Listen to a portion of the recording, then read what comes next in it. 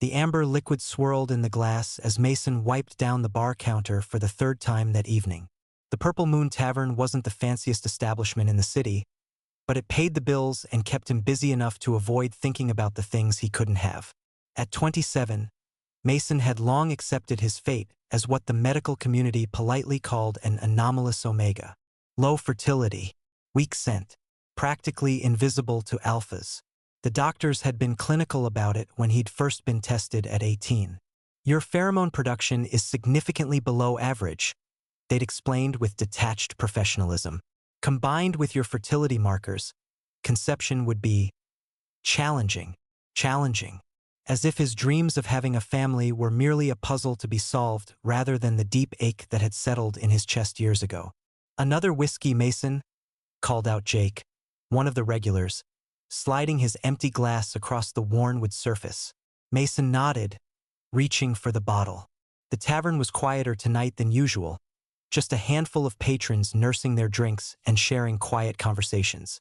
It was the kind of evening that made his thoughts wander to dangerous territories, imagining what it would be like to have someone waiting for him at home, or better yet, a child with his eyes and someone else's smile.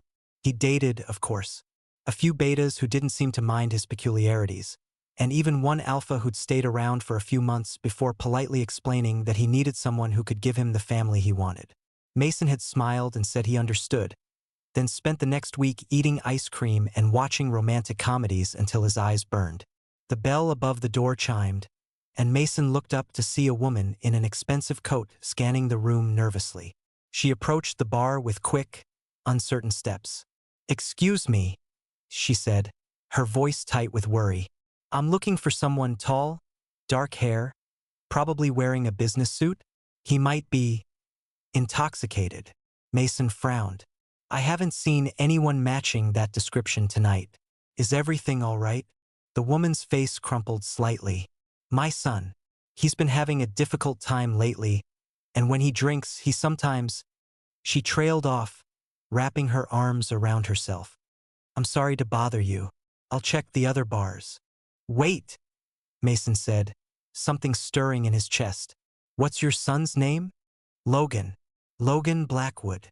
The name meant nothing to Mason, but the woman's obvious distress did. "I get off in an hour.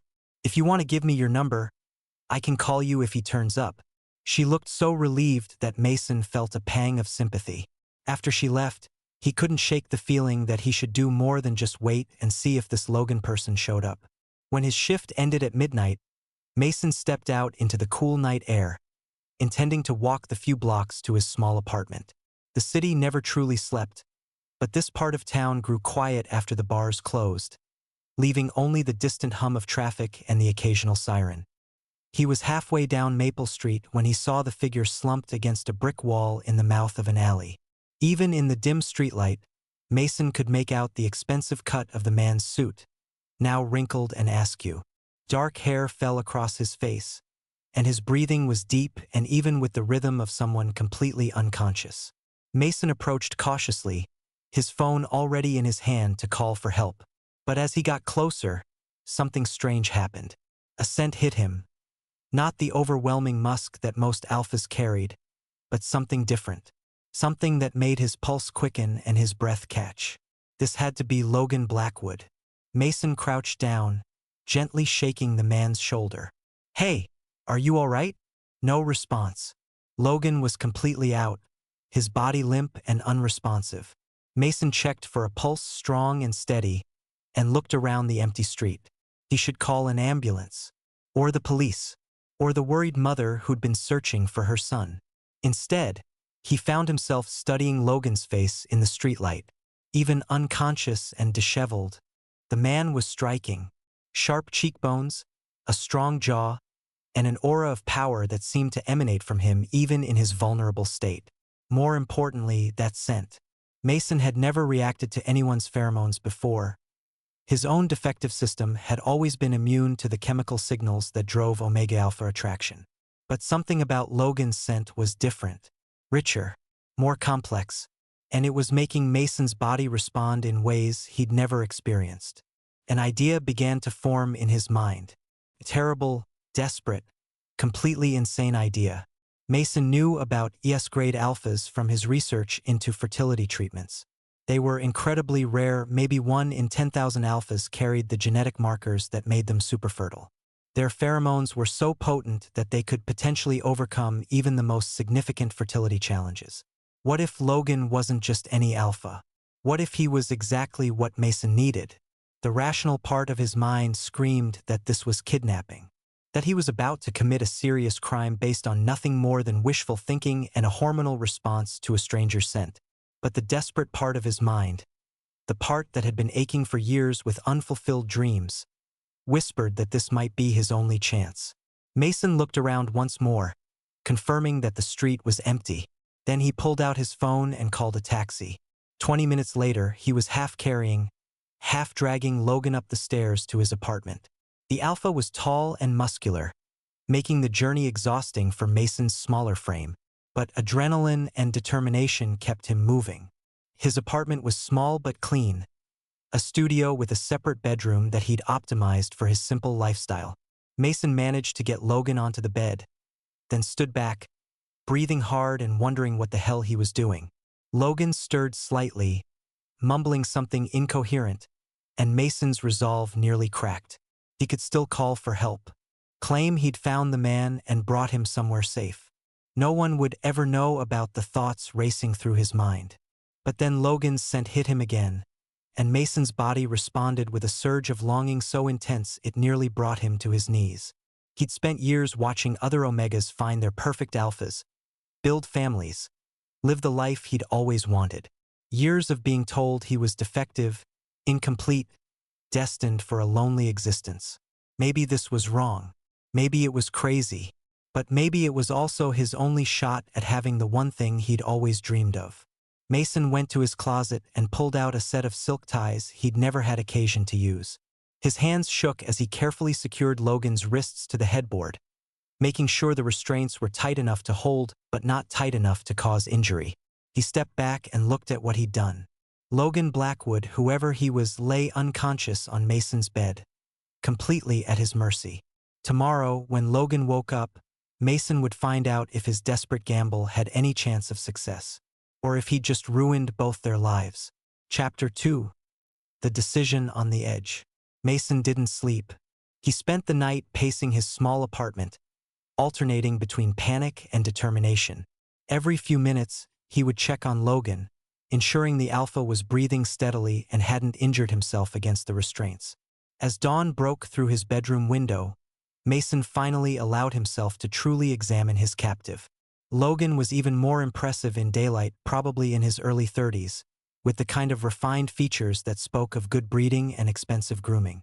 His suit, despite being wrinkled from the night's events, was clearly designer. The mother who'd been looking for him had seemed wealthy too. Mason was beginning to realize he might have bitten off more than he could chew. But then Logan shifted in his sleep, and that scent wafted through the room again. Mason's body responded instantly, his skin flushing and his heart rate picking up. Whatever Logan was, he was definitely affecting Mason in ways no one ever had. Mason had done his research during the long night. A few carefully worded internet searches had revealed that Logan Blackwood was indeed from a prominent family, old money, with interests in real estate and technology. There were photos of him at charity galas and business events, always impeccably dressed and radiating the kind of confidence that came with wealth and status. More importantly, Mason had found an article from a medical journal about ES-grade alphas. The genetic markers were incredibly rare, but the Blackwood family name appeared in a study about hereditary fertility advantages. Logan's father had been part of a genetic research program 20 years ago. The pieces were falling into place. Logan wasn't just any alpha, he was exactly what Mason needed. Around 8 in the morning, Logan began to stir. Mason positioned himself in a chair across the room, trying to appear as non-threatening as possible while his heart hammered against his ribs. Logan's eyes opened slowly, confusion evident in their dark depths. He tried to sit up, then froze as he realized his wrists were bound. His gaze swept the unfamiliar room before settling on Mason. What the hell? Logan's voice was rough with sleep and alcohol, but there was already an edge of dangerous anger building. You're awake, Mason said, proud that his voice remained steady. How are you feeling? Logan yanked against the restraints, his face darkening. How am I feeling? I'm tied to a bed by some stranger. What do you think I'm feeling? Please don't shout, Mason said quietly. My neighbors are light sleepers. Your neighbors. Logan's eyes widened as the full situation hit him. You kidnapped me. I found you unconscious in an alley, Mason corrected. You were in danger. So you decided to tie me up instead of calling for help? Logan's voice was rising despite Mason's request.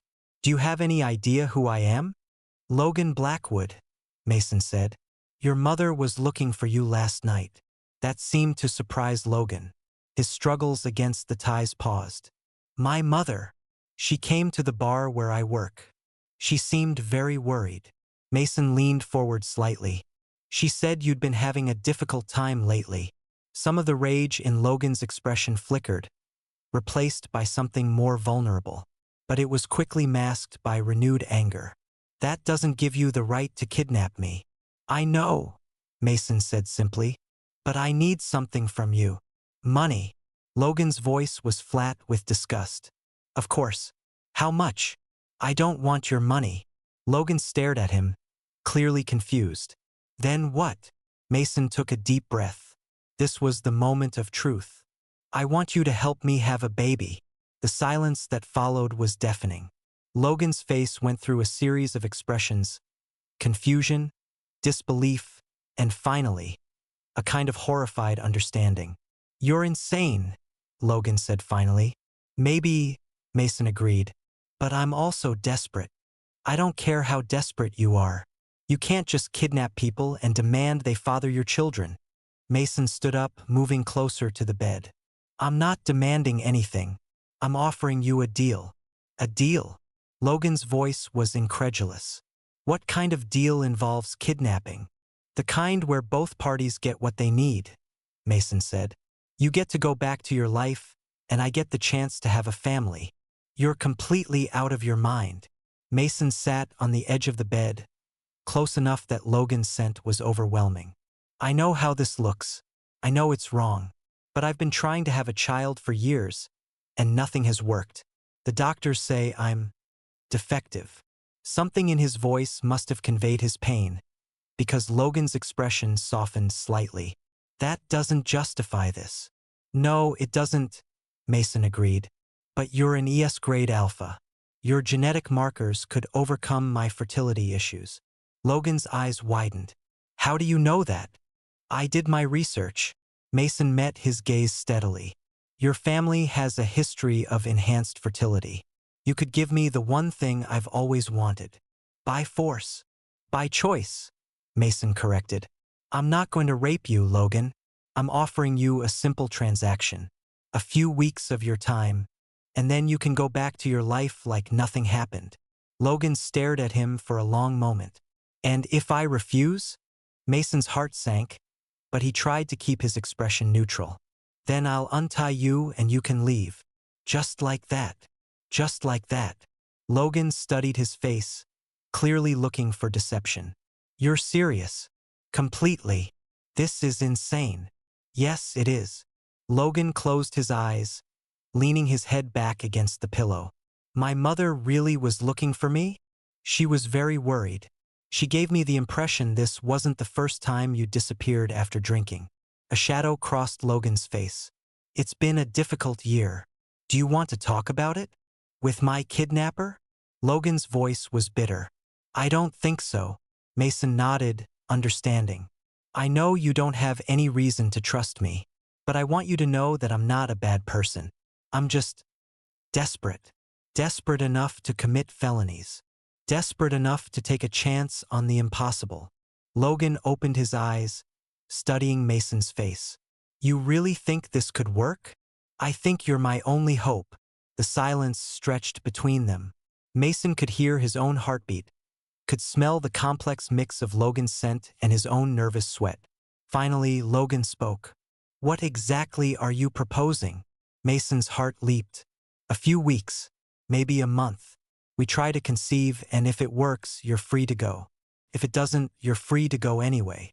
And you expect me to just, what? Live here? Pretend to be your boyfriend? I expect you to help me make a baby, Mason said simply. Everything else is negotiable. Logan was quiet for a long moment. This is the most insane thing anyone has ever asked me to do. I know. You could go to prison for this. I know. I could have you arrested right now. You could. Logan studied him again, and Mason felt like he was being evaluated by a predator. Why should I help you? Because, Mason said, gathering his courage. Maybe you need this too. Maybe you need something to make you feel useful, wanted. Maybe you need to know that you can create something beautiful instead of just destroying things. The words hit their mark. Logan's face went pale, and for a moment, Mason saw the pain that the alpha was trying to hide. You don't know anything about me, Logan said quietly. I know you were drinking alone in an alley. I know your mother is worried about you. I know you've been having a difficult time. Mason leaned forward. I know you need something to live for. Logan's breathing had become shallow.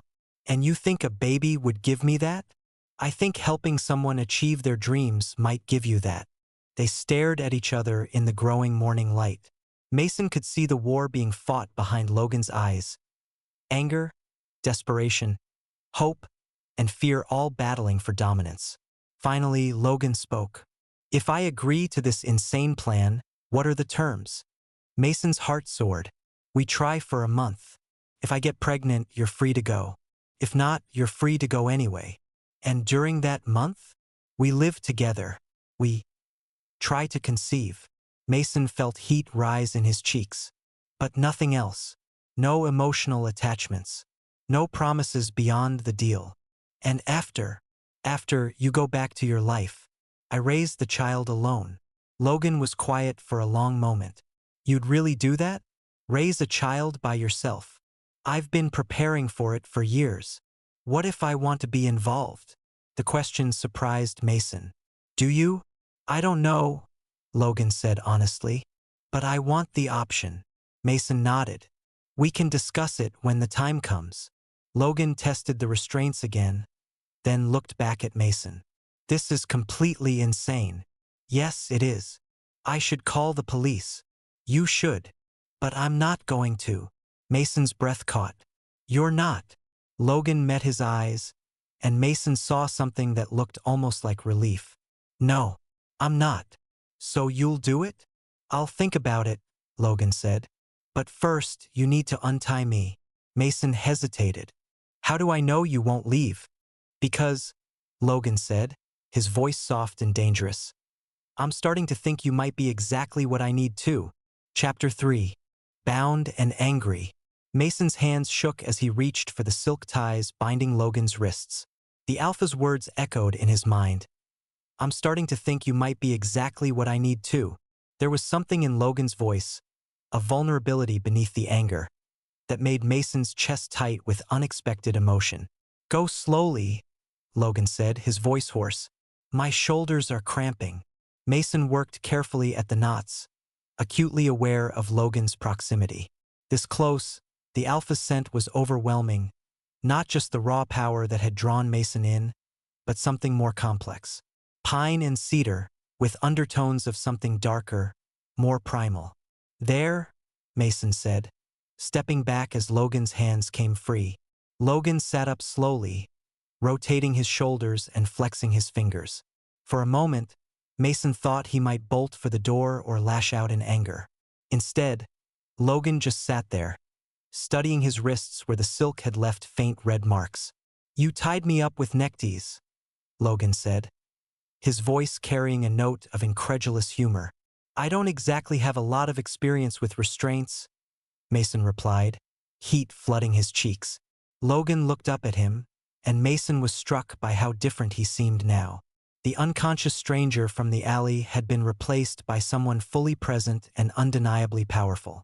Even sitting on Mason's modest bed in yesterday's wrinkled suit, Logan commanded attention. So, Logan said, standing and moving to the window, this is where you live. It wasn't a question, but Mason answered anyway. It's not much, but it's mine. Logan nodded, looking out at the street below. How long have you been planning this? I haven't been planning anything, Mason said. Last night was spontaneous. Spontaneous kidnapping. Logan's voice was dry. Most people buy lottery tickets when they want to change their lives.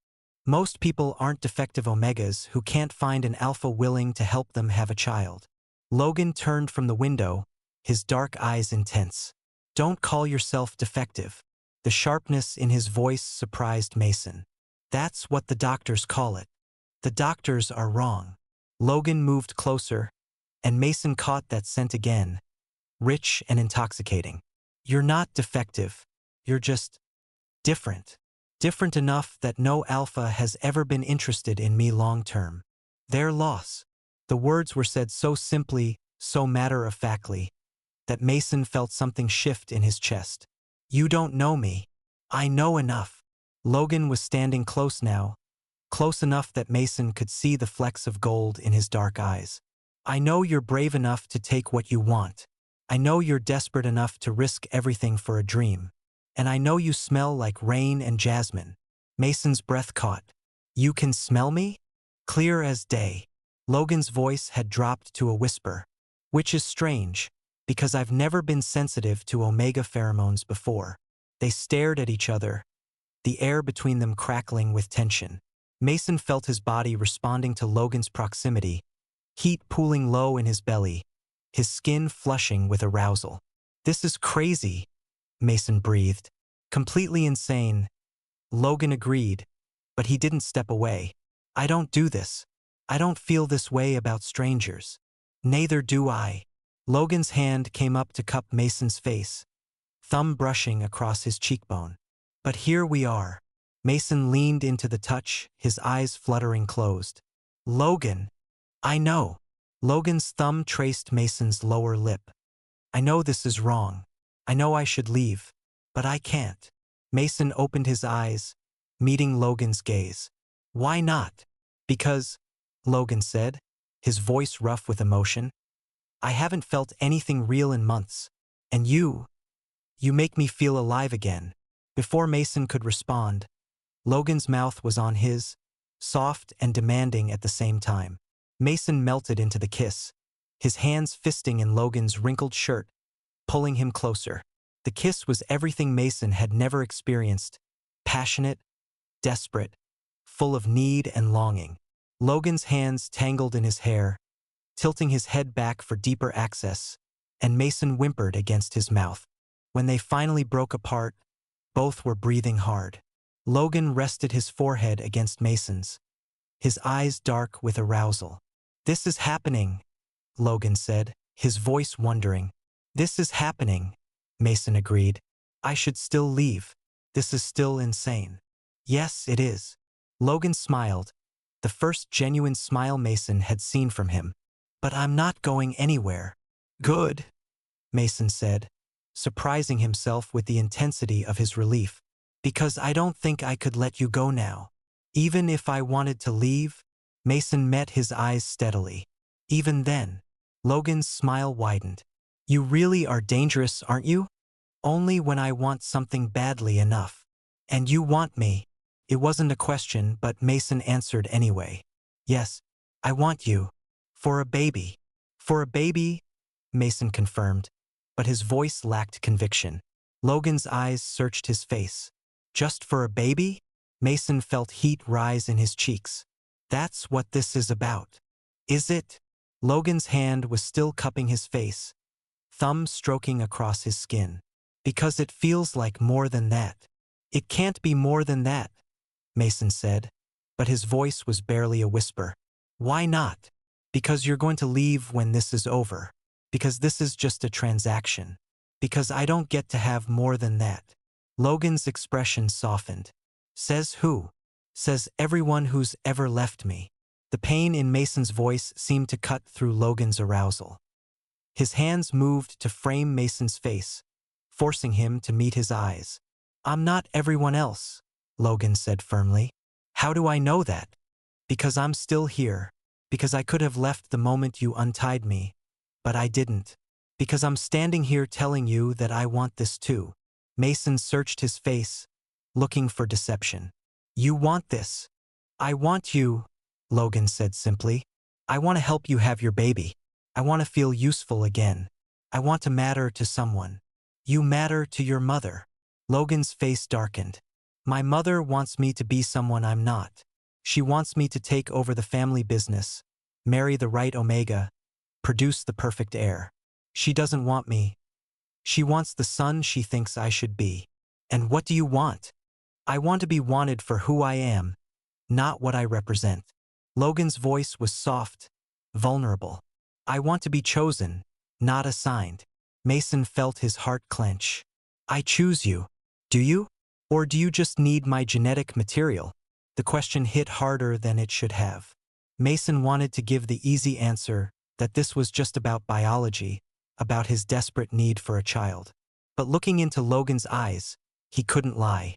I don't know, he admitted. I thought I just needed your genes.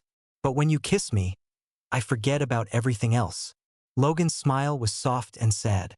That's the most honest thing anyone said to me in years. I'm not good at lying. Good. I've had enough lies to last a lifetime. They stood there, holding each other, the weight of their situation settling between them. Mason knew this was complicated beyond anything he'd imagined.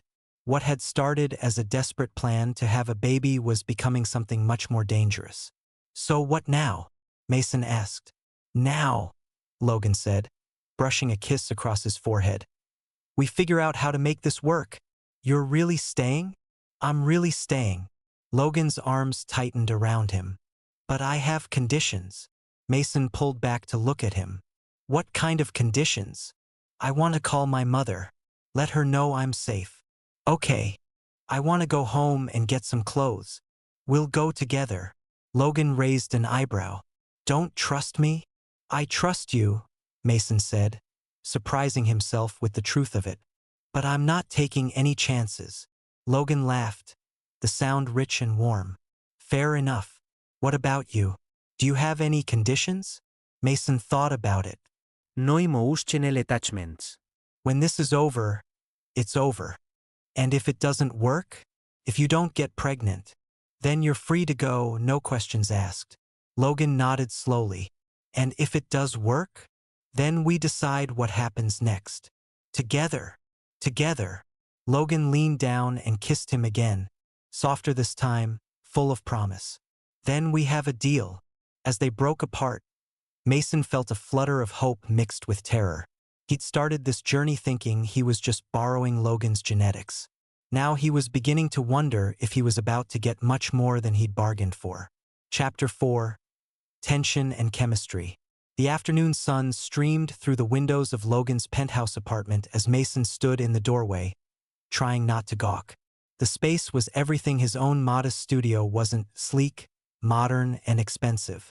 Floor-to-ceiling windows offered a panoramic view of the city, and the furniture looked like it belonged in a magazine spread. Nice place, Mason said, his voice carefully neutral. Logan was pulling clothes from a walk-in closet that was larger than Mason's entire bedroom. It's just a place to sleep, he said with a shrug. Doesn't really feel like home. What would feel like home? Logan paused, a shirt halfway into his suitcase. I don't know. Somewhere with actual life in it, I guess. This place is like a museum. Pretty to look at, but cold. Mason wandered further into the apartment, noting the absence of personal touches. No family photos, no mementos, no indication that anyone actually lived here. It was beautiful but sterile, like a high-end hotel room. How long have you lived here? Mason asked. 3 years. Since I moved out of my parents' house. Why did you move out? Logan's hands stilled on the clothes he was packing. Because I couldn't pretend anymore. Pretend what? That I was the son they wanted. That I cared about the family business. That I was going to marry some Omega they picked out and produce the perfect heir. Logan's voice was bitter.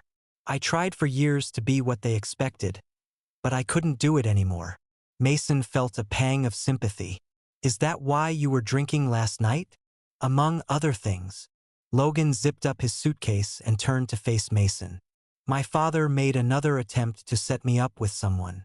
Some Omega from a good family who would be perfect for the Blackwood legacy. And you weren't interested?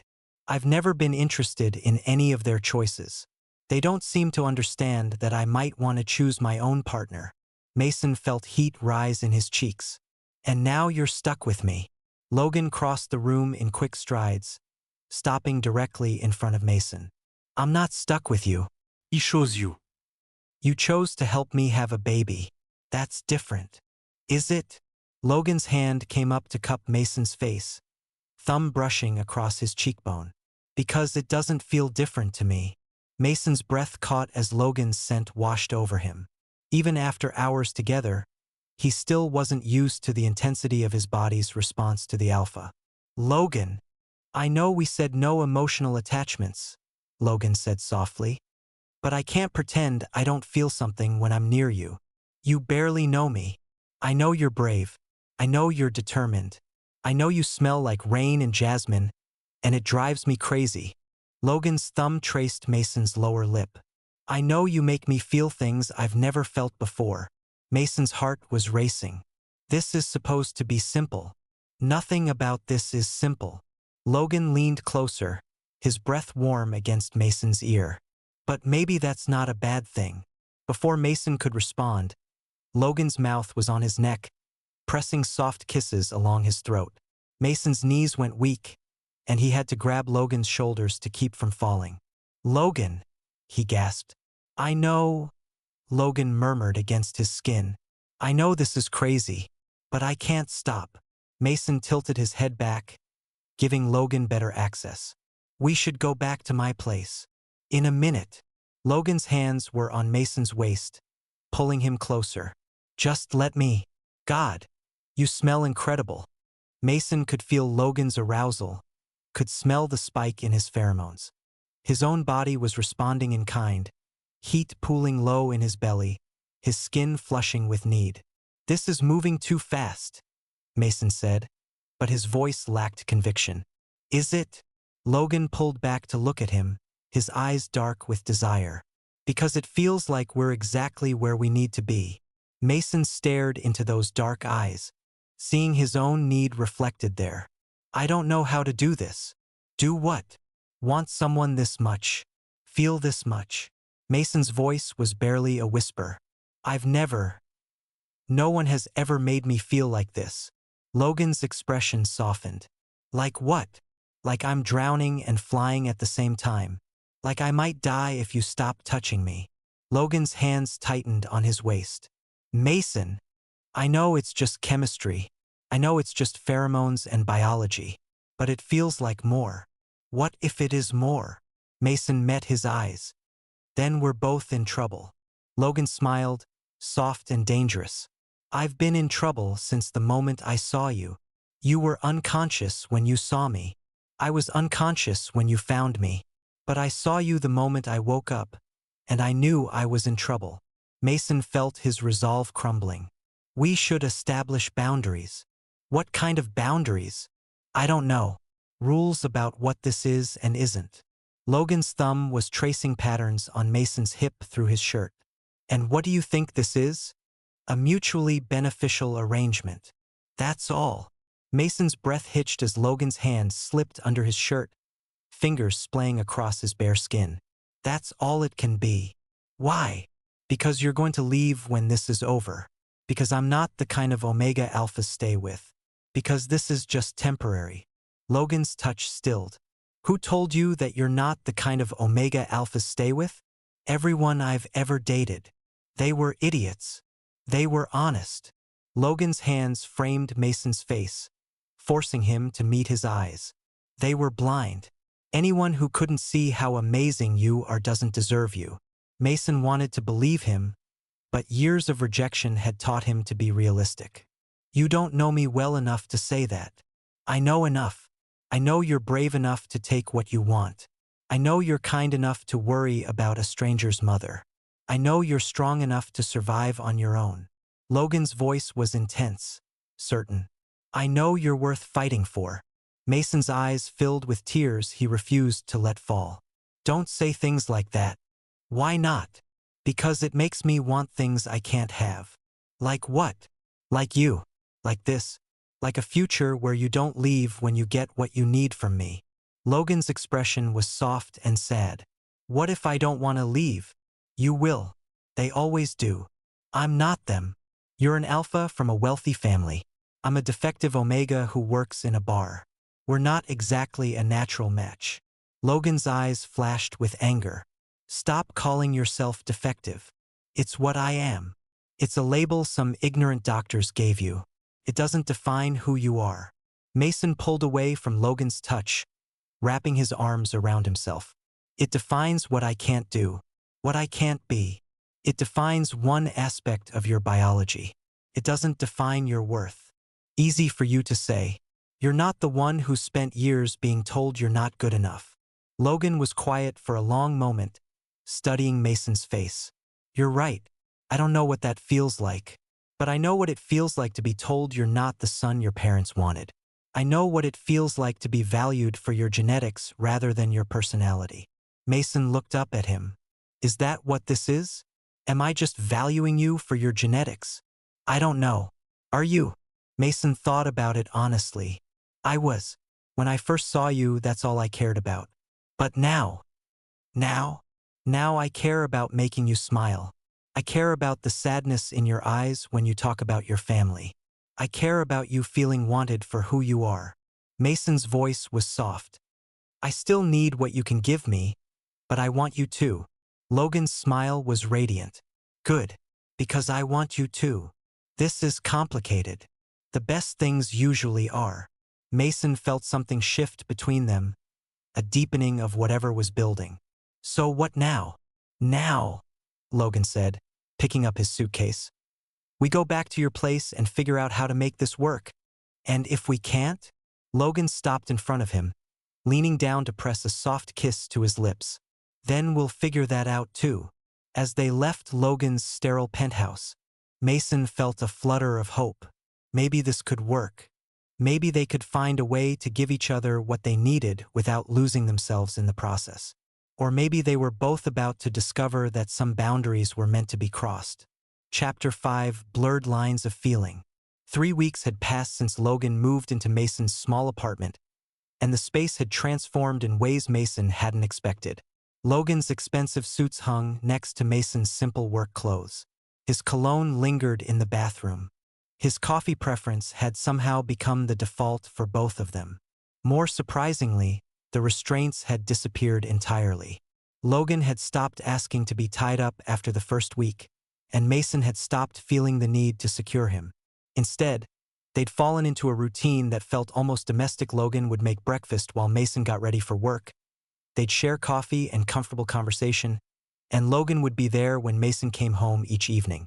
It was dangerous how natural it felt. You're thinking too hard again, Logan said from the kitchen, where he was preparing dinner. He'd taken over most of the cooking, claiming Mason's skills were limited to things you can pour from a bottle. Mason looked up from his spot on the couch, where he'd been pretending to read while actually watching Logan move around the kitchen. I'm not thinking too hard. You get this little crease between your eyebrows when you're overthinking. Logan glanced over his shoulder, smiling. It's cute. I don't overthink. You absolutely overthink. You've been staring at the same page for 20 minutes. Mason looked down at his book, realizing Logan was right. Maybe I'm just tired. Or maybe you're trying to figure out how this got so complicated. Mason set the book aside. Is it that obvious? Only to someone who's been watching you for 3 weeks. Logan turned off the stove and moved to sit beside Mason on the couch. Want to talk about it? There's nothing to talk about. Mason. Logan's voice was gentle. We're supposed to be trying to make a baby, but we spend most of our time talking, cooking together, and pretending we're not falling for each other. Mason's heart skipped. We're not falling for each other, aren't we? Logan's hand found Mason's, fingers intertwining. Because I'm pretty sure I've been falling for you since that first morning. Logan, I know we said no emotional attachments, but I can't pretend I don't care about you. Mason stared at their joined hands. Caring about me isn't the same as falling for me. No, it's not. But waking up next to you every morning and feeling like I'm home? That's falling for you. Looking forward to coming back here every day because you're here? That's falling for you. Wanting to make you smile because your happiness matters to me? That's definitely falling for you. Mason's chest tightened. This was supposed to be simple. I know. We were supposed to try for a baby and then go our separate ways. I know. So why does it feel like we're playing house? Logan was quiet for a moment. Because maybe we are. Maybe this is what we both needed, even if we didn't know it. Mason pulled his hand free, standing up and moving to the window. I can't do this, Logan. Do what? Pretend this is real. Pretend you're going to stay. Pretend this is anything more than a temporary arrangement. Logan stood and moved behind him, hands settling on Mason's shoulders. What if it doesn't have to be temporary? It does. That's what we agreed. Agreements can be renegotiated. Mason turned in Logan's arms, meeting his eyes. And then what? We play happy couple until you get bored? Until your parents convince you to marry someone more suitable? Until you realize that a defective Omega isn't worth the trouble. Logan's face darkened. Stop calling yourself defective. Stop pretending this is something it's not. And what do you think this is? A fantasy. A brief escape from reality for both of us. Logan's hands tightened on his shoulders. You think I'm using you as an escape? I think you're lonely and hurt, and I'm convenient. Convenient. Logan's voice was sharp. You think kidnapping me and turning my life upside down is convenient? I think you needed an excuse to disappoint your parents, and I gave you one. Logan stared at him for a long moment, then stepped back. Is that really what you think? Mason felt tears prick his eyes. I don't know what to think anymore. Then let me make it clear. Logan's voice was steady, intense. I'm not here because you're convenient. I'm not here because I'm lonely. I'm here because I want to be here with you. For now. For as long as you'll have me. Mason shook his head. You don't mean that. I do mean it. I've never meant anything more. You barely know me. I know you take your coffee with too much sugar. I know you read romance novels and pretend they're literary fiction. I know you worry about your neighbors when they play music too loud because you think it means they're lonely. Logan stepped closer. I know you cry during commercials about dogs, and you leave extra tips for servers who look tired. I know you're the kindest person I've ever met, and I know I'm falling in love with you. Mason's breath caught. Don't. Don't what? Don't fall in love with you? Too late. Don't say things you don't mean. I mean every word. Mason felt his resolve cracking. Logan, please. This is already hard enough. It doesn't have to be hard. It could be easy if you'd let it. Nothing about this is easy. You're asking me to believe in something I've never had. I'm asking you to believe in us. Mason looked into Logan's eyes, seeing the truth there. The love, the hope, the vulnerability. Terrified him. I can't, he whispered. Why not? Because when you leave, it'll destroy me. Logan's expression softened. What if I don't leave? Everyone leaves.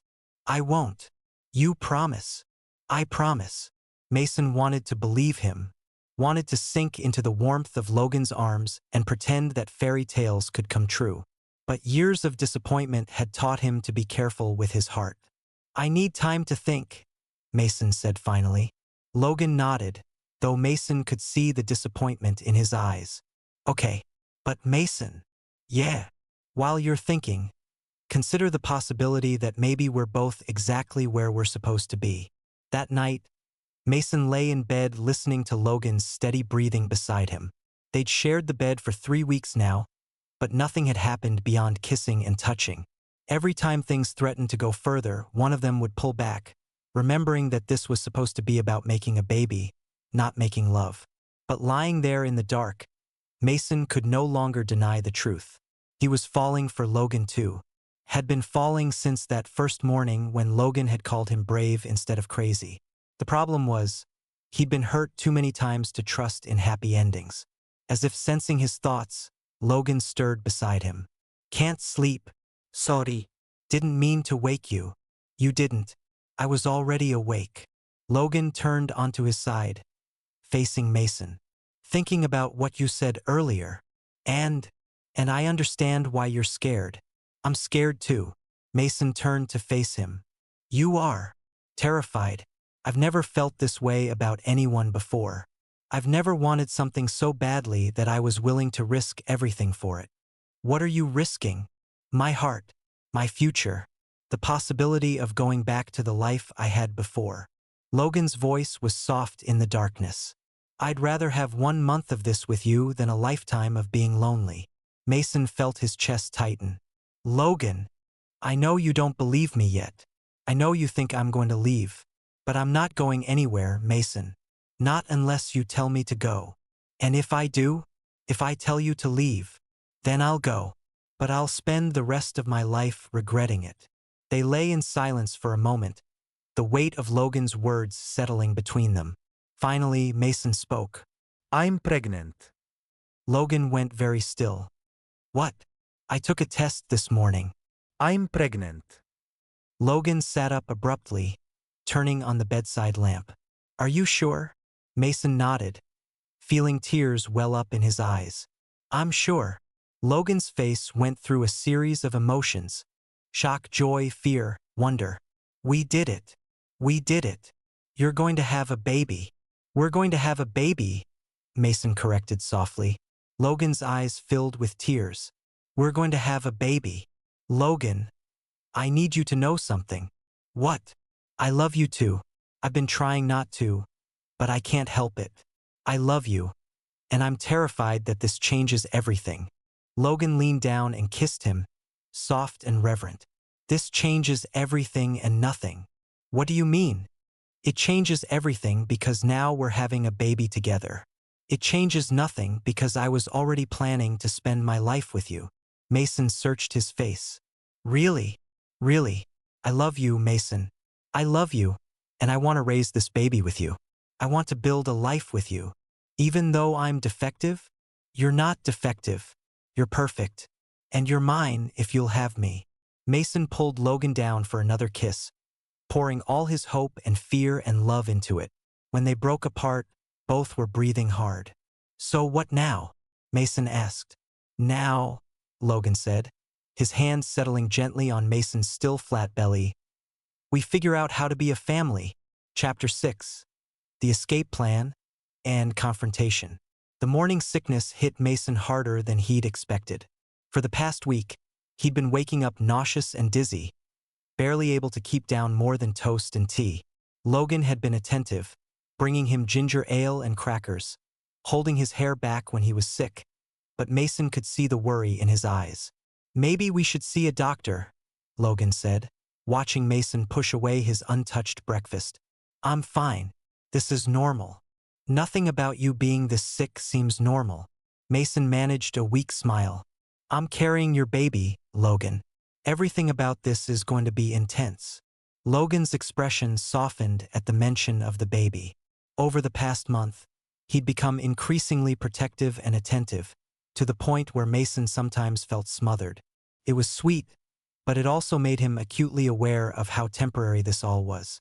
Because despite Logan's declarations of love, despite the way he touched Mason like he was precious, Mason couldn't shake the feeling that this was all too good to be true. People like Logan didn't stay with people like him. Eventually, the novelty would wear off, and Logan would remember that he was a wealthy alpha who could have anyone he wanted. I need to go to the store, Mason said, standing carefully. We're out of crackers. I'll come with you. Logan, I can handle grocery shopping by myself. I know, but I want to come with you. Mason felt a flash of irritation. I'm not an invalid. I know that. I just want to spend time with you. The sweet words only made Mason feel worse. Logan was trying so hard to be perfect, to be everything Mason needed. It felt like he was playing a role, and Mason couldn't help wondering when the performance would end. I'll be back in an hour, Mason said, grabbing his jacket. Mason, wait. But Mason was already out the door, needing space to think. The grocery store was only a few blocks away, and the cool air helped clear his head. He wandered the aisles slowly, picking up crackers and ginger ale, trying to sort through his tangled emotions. He loved Logan. That wasn't in question anymore. But love hadn't been enough to keep anyone else in his life, and he couldn't see why it would be different now. Logan was being wonderful, but Mason had been here before. The initial excitement, the promises of forever, the gradual cooling of interest. The only difference was that this time, there would be a baby involved. As he paid for his purchases, Mason made a decision. He needed to end this before it went any further. Before Logan realized he was trapped with someone he didn't really want. Before the baby became a burden instead of a blessing. It would be better for everyone if he just disappeared. Back at the apartment, Logan was pacing the living room, phone in hand. He looked up with relief when Mason walked in. "There you are. I was starting to worry. I told you I'd be back in an hour." "I know. I just—" Logan ran a hand through his hair. "I called my mother." Mason's stomach dropped. "You did what?" "I called my mother. Told her about the baby. About us." "Logan, no. She wants to meet you." Mason felt the walls closing in. "I can't meet your mother." "Why not?" "Because she's going to take one look at me and know I'm not good enough for you." Logan moved toward him, but Mason stepped back. "That's not true." "It is true. I'm a bartender, Logan. I live in a studio apartment and shop at thrift stores. Your mother is going to hate me. My mother is going to love you because I love you. Your mother is going to see me as a gold digger who trapped her son." Logan's face darkened. "You didn't trap me. Didn't I? I kidnapped you and got pregnant. How is that not trapping you?" "Because I chose to stay. I chose this." Mason felt tears prick his eyes. "For now. Forever. You don't know that." "I do know that." Logan reached for him again, and this time Mason didn't pull away. "Mason, I love you. I want to marry you. I want to raise our baby together. I want to build a life with you." "You want to marry me?" "Yes. I know it's crazy. And I know we haven't been together long. But I can't imagine my life without you." Mason felt his heart breaking. "Logan, you can't marry me." "Why not?" "Because I'm not the kind of person you marry. I'm the kind of person you have fun with for a while and then move on from." Logan's hands framed his face. "You're the only person I want to marry. You're not thinking clearly. The baby, the situation, it's all clouding your judgment." "My judgment is perfectly clear. I love you, and I want to spend my life with you." Mason gently removed Logan's hands from his face. "I need some air. Mason, please, don't run away from this." "I'm not running away. I'm being realistic."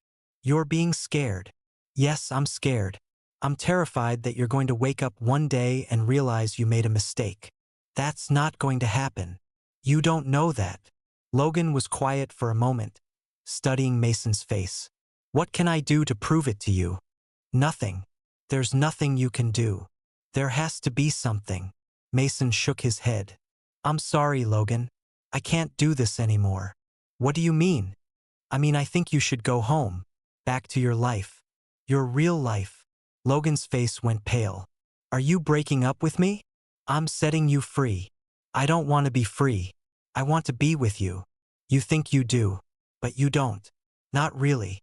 Logan stared at him for a long moment, then nodded slowly. "I see." "Logan." "No, I understand. You've made your decision. It's for the best." "For who?" "For both of us." Logan picked up his jacket from the back of the chair. "Fine. If that's what you want." "It is." "And the baby?" Mason's hand moved instinctively to his belly. "I'll be fine. I've been planning to do this alone anyway. I want to be involved." "Okay. I want to support you financially." "That's not necessary." "It is to me." Mason nodded, not trusting his voice. Logan moved toward the door, then paused. "For what it's worth," he said quietly, "I meant every word I said to you. I love you, and I would have spent my life proving it to you if you'd let me." Then he was gone, leaving Mason alone with his doubts and his breaking heart. But Logan wasn't really gone. That night, Mason woke to the sound of someone moving around in the kitchen. He found Logan there, fully dressed, making coffee. What are you doing here? Mason asked. I came back for my things, Logan said without looking at him. At 2 in the morning? I couldn't sleep.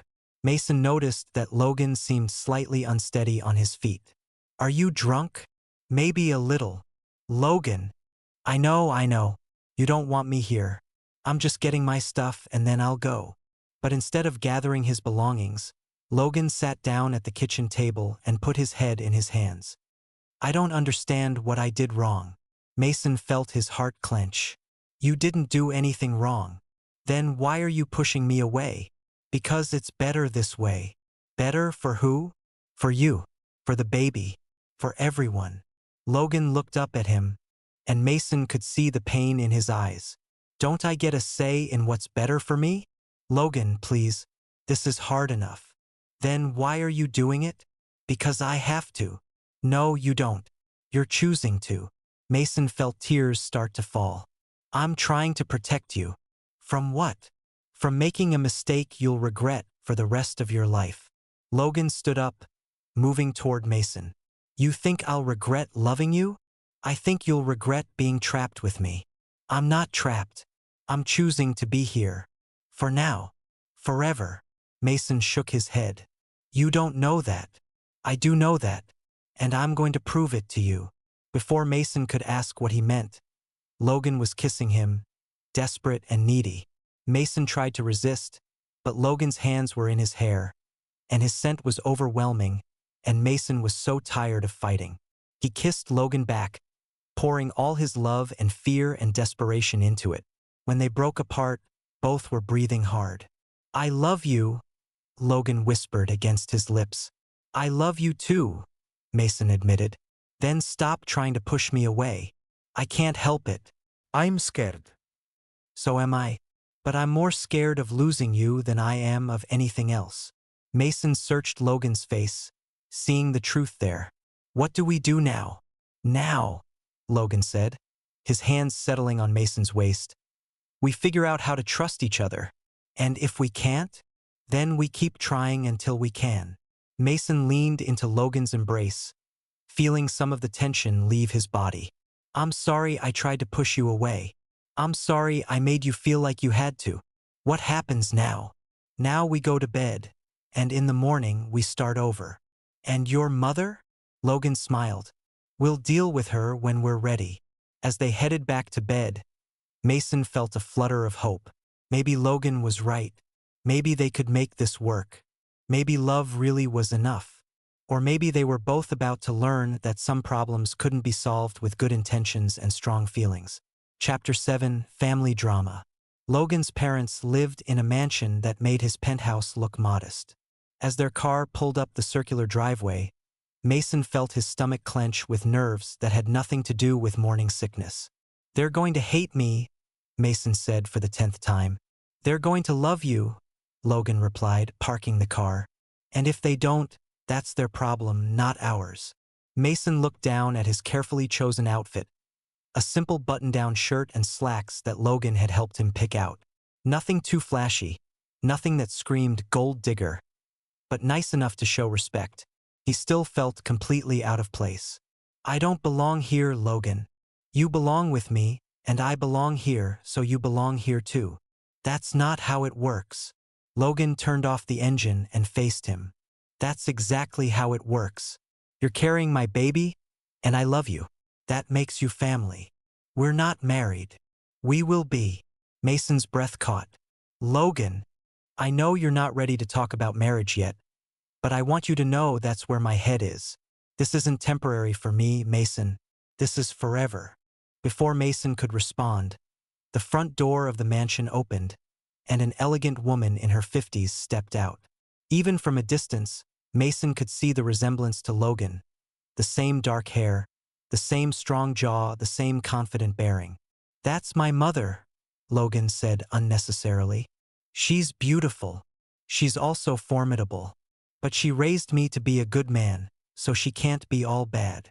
They got out of the car, and Logan's mother approached with a warm smile that didn't quite reach her eyes.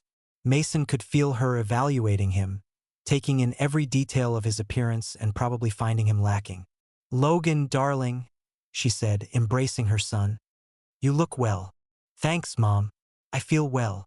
Logan turned to Mason, his hand settling on the small of his back. Mom, I'd like you to meet Mason. Mason, this is my mother, Evelyn Blackwood. Evelyn turned to Mason, and he fought the urge to fidget under her scrutiny. Mason, it's a pleasure to meet you. Mrs. Blackwood, Mason said, accepting her offered hand. Thank you for inviting me. Please call me Evelyn, and the pleasure is mine. Logan has told me so much about you. Mason glanced at Logan, wondering exactly what had been shared. All good things, I hope. Oh yes, Evelyn said, her smile becoming more genuine. Though I must admit, I was surprised by the unusual circumstances of your meeting. Mason felt heat rise in his cheeks. I imagine you were. Shall we go inside? Evelyn suggested. Your father is waiting in the study. As they walked through the opulent foyer, Mason tried not to gawk at the oil paintings and crystal chandeliers. Everything screamed old money and established power, making him feel even more out of place. Logan tells me you're expecting, Evelyn said as they walked. Yes, ma'am. About 6 weeks along. How wonderful. I've been hoping for grandchildren for years. Mason detected a note of something in her voice. Relief, maybe, or satisfaction. He wondered if she was just happy that Logan was finally settling down, regardless of with whom. Logan's father was waiting in a wood-paneled study that looked like something out of a movie. Richard Blackwood was an older version of Logan, with silver hair and sharp eyes that missed nothing.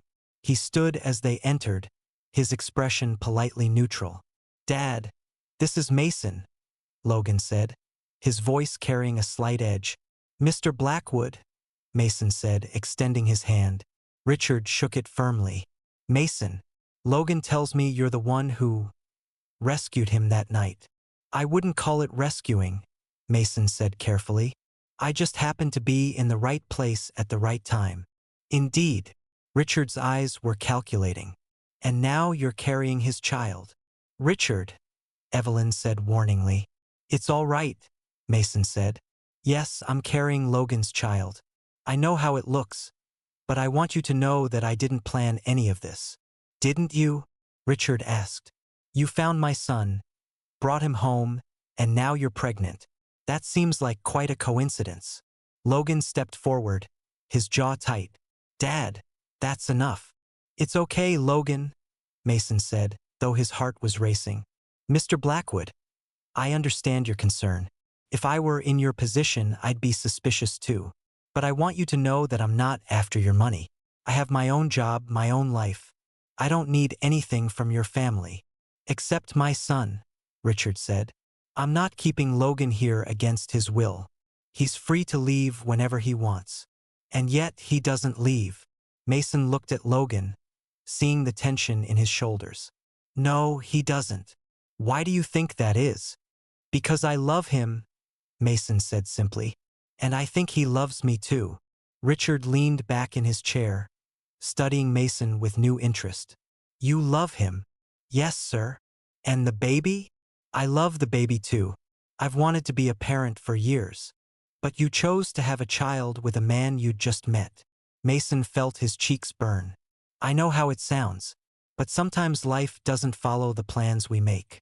No, it doesn't. Richard's expression softened slightly. Logan, sit down. Both of you. They settled onto a leather sofa, Logan's hand finding Mason's. Richard watched the gesture with interest. Mason, Richard said, I'm going to be blunt. My son has always been challenging. He's refused every suitable omega we've introduced him to. He's shown no interest in the family business. He's been drifting for years, and frankly, we were starting to worry. Dad, Logan started. Let me finish. When he called and told us about you, about the baby, I'll admit my first thought was that you were taking advantage of him. But watching you two together, Richard paused, looking between them. I can see that you care for each other. Mason felt some of the tension leave his shoulders. We do. The question is, what are your intentions? I'm sorry. What do you want from this relationship? What do you see for your future? Mason glanced at Logan, who squeezed his hand encouragingly. I want to be a good parent. I want to give our child a loving home. And I want to make Logan happy, if he'll let me. And if Logan wants to marry you? Mason's breath caught. I would be honored. Even though you come from different worlds? Especially because we come from different worlds. Logan makes me want to be better than I am. Richard smiled for the first time since they'd arrived. And you make him want to be the man he's capable of being. I hope so. I think you do. Richard stood up. Evelyn, I think we should break out the good champagne. Richard, Mason can't drink, Evelyn said. Then sparkling cider for him, champagne for us. We're celebrating. Logan looked confused. Celebrating what? The fact that you finally found someone who sees you for who you are, not what you represent. Richard looked at Mason. And the fact that you found someone worth fighting for. As Evelyn went to arrange refreshments, Richard pulled Logan aside for a private conversation. Mason watched them through the window, seeing the emotion on both their faces. They're talking about you, Evelyn said, appearing beside him. I hope it's good things. Oh, it is. Richard is telling Logan that he's proud of him. For what? For choosing love over convenience. For fighting for what he wants instead of just accepting what's expected of him. Evelyn smiled. Logan has always been our difficult child, but he's also our most authentic one. He's never been willing to compromise his values for anyone. And you think I'm good for him? I think you're exactly what he needs. Someone who loves him for who he is, not what he can provide. Mason felt tears prick his eyes. I do love him. I can see that. And I can see that he loves you too. Evelyn's expression grew serious. But love isn't always enough, Mason. You're going to face challenges that other couples don't have to face. People will judge you, make assumptions about your relationship. Are you prepared for that? I'm prepared to fight for him. Good. Because he's worth fighting for. Later, as they drove home, Mason was quiet, processing everything that had happened. Logan's parents had been more accepting than he'd dared hope, but Evelyn's words about the challenges ahead weighed on his mind. You're thinking too hard again, Logan said. Your mother warned me that people will judge us. People always judge. The question is whether we care what they think. Do you? Logan was quiet for a moment. I care about what you think. I care about what our child thinks. Everyone else can go to hell. Mason smiled. Your parents are good people. They are. They just want me to be happy. And are you? Happy? Logan reached over and took his hand. I'm the happiest I've ever been. Even with all the complications? Especially with all the complications. Easy doesn't make you grow, Mason. Challenge does. As they pulled into their neighborhood, Mason felt a sense of peace he hadn't experienced in weeks. Maybe they could make this work. Maybe love really was enough. But as they walked up to their apartment building, Mason couldn't shake the feeling that the real challenges were just beginning. Chapter 8. The Trap That Forces a Confession. The next morning, Mason woke to an empty bed and the smell of coffee brewing. He found Logan in the kitchen, already dressed and looking unusually tense. You're up early, Mason said, accepting the cup of decaf Logan handed him. I have to go home for a few hours. Take care of some business. What kind of business? Logan hesitated. Family stuff, boring legal things. Mason studied his face, sensing there was more to it. Are you okay? I'm fine. Just need to sign some papers. Have a conversation with my father about the company. Logan kissed his forehead. I'll be back by dinner. Logan, if something's wrong. Nothing's wrong. I promise. But Logan was already grabbing his keys and heading for the door. I love you, he called over his shoulder. I love you too, Mason replied. But he was talking to an empty room. The day passed slowly. Mason tried to distract himself with work around the apartment, but he couldn't shake the feeling that something was off. Logan had been acting strange since they'd returned from his parents' house the night before, distant, thoughtful, like he was working through some internal problem. By evening, Mason was genuinely worried. Logan should have been back hours ago, and he wasn't answering his phone. Mason was debating whether to call Logan's parents when there was a knock at the door. He opened it to find Evelyn Blackwood standing in the hallway, holding a bag of takeout containers. "Mrs. Blackwood," Mason said, startled. "What are you doing here?" "Please call me Evelyn. And I brought dinner. May I come in?" Mason stepped aside, confused. "Of course.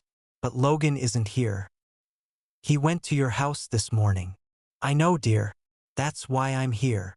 Mason felt his stomach drop. "Is he okay? Did something happen?" Evelyn set the food on the kitchen counter and turned to face him, her expression serious. "Mason, I need to tell you something, and I need you to stay calm." "What is it?" "Logan and his father had a disagreement today. About the company, about Logan's future, about his responsibilities to the family."